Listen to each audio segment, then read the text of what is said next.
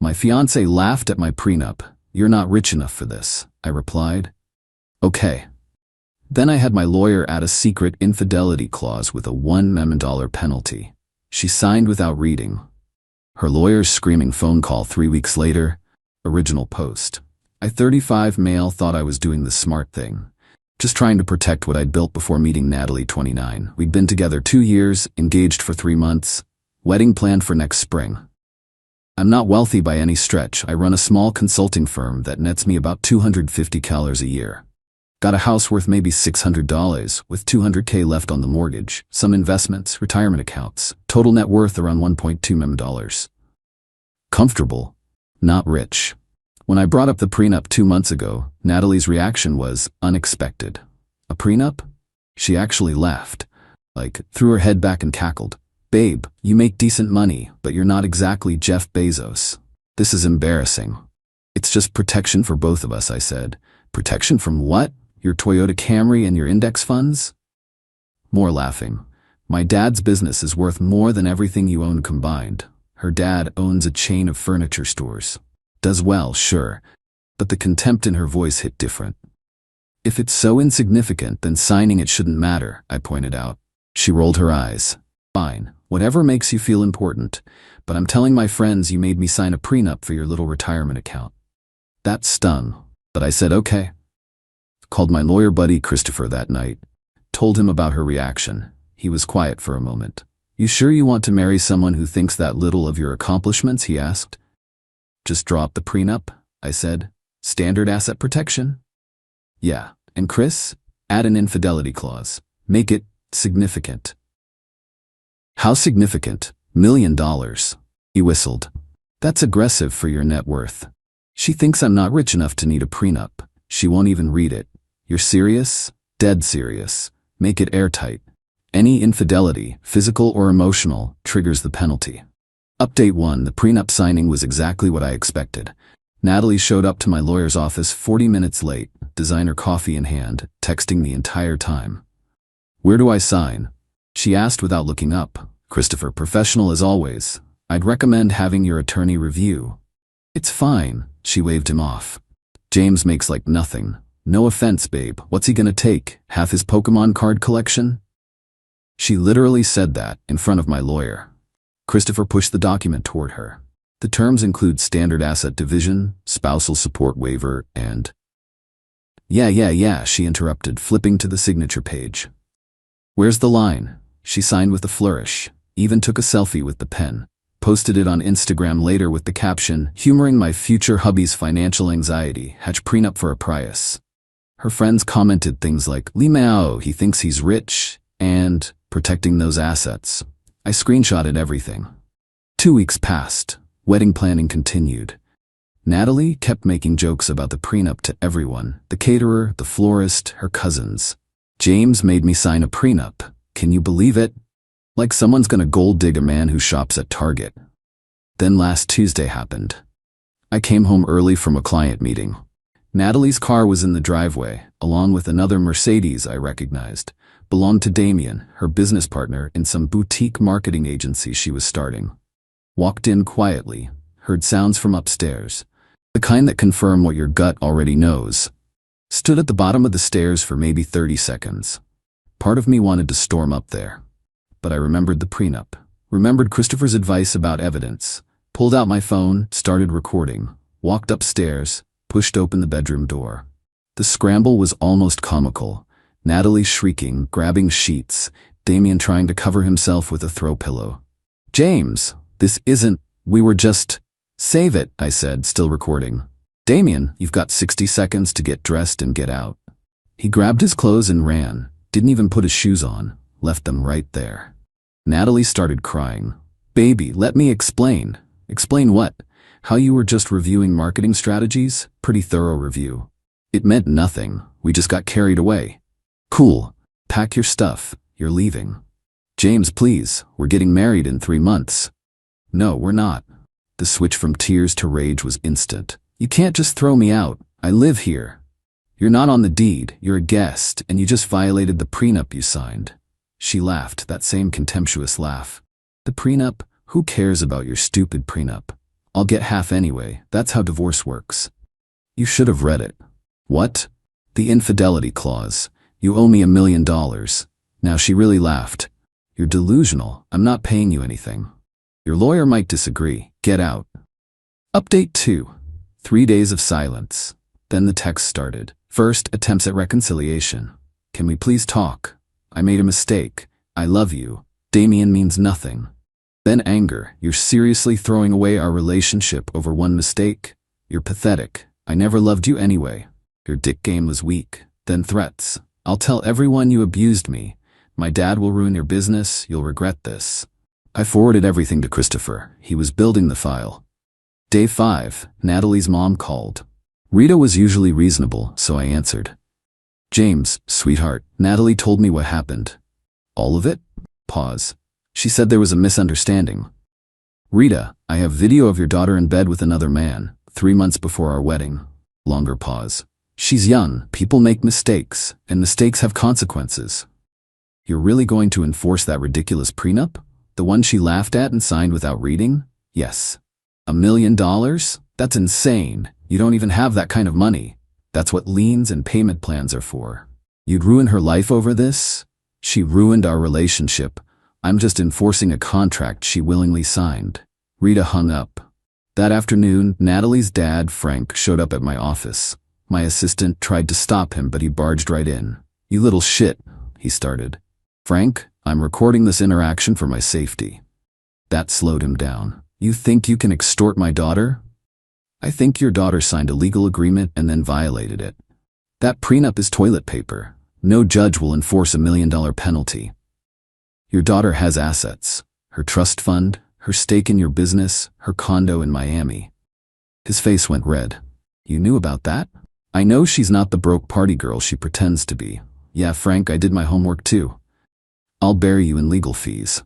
Try it. I have video evidence, text admissions, the signed prenup, your daughter's Instagram posts mocking the very document she signed. Good luck. He stormed out. Update 3.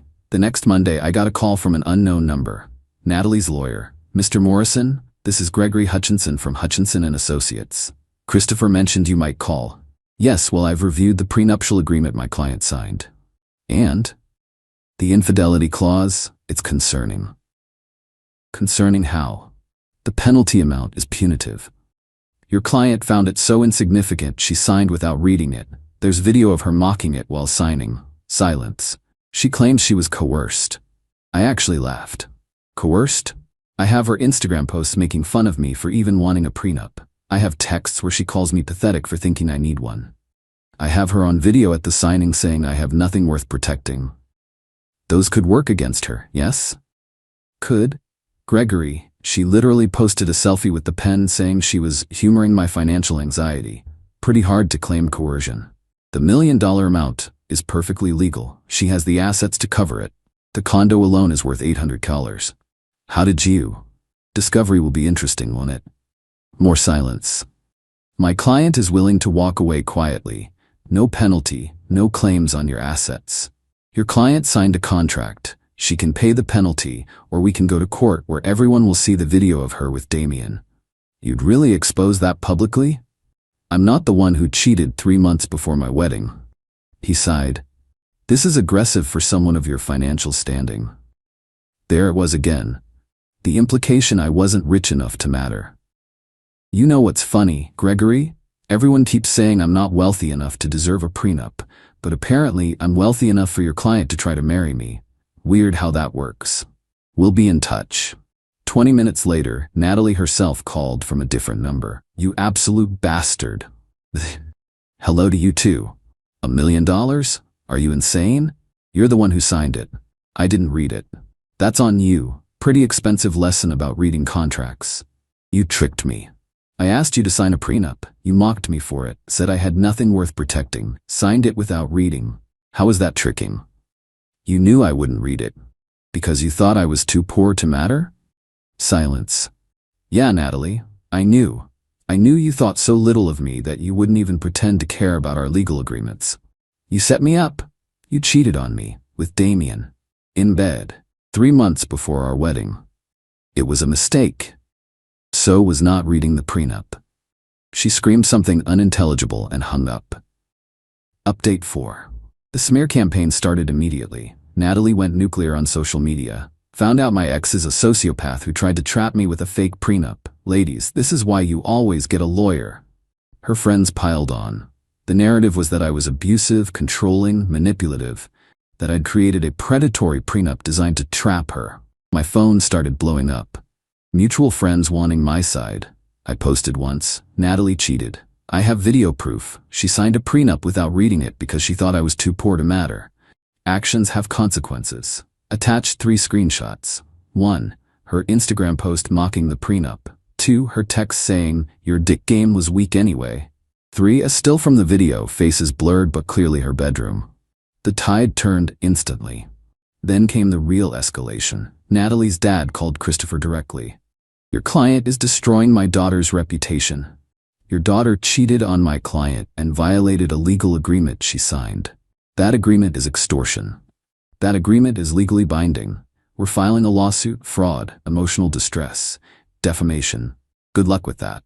The lawsuit arrived 2 days later. They were suing me for fraudulent inducement, intentional infliction of emotional distress, defamation, unconscionable contract terms. Christopher was actually excited. "This is beautiful. They're claiming fraud when we have video of her mocking the document while signing it voluntarily. Can they win?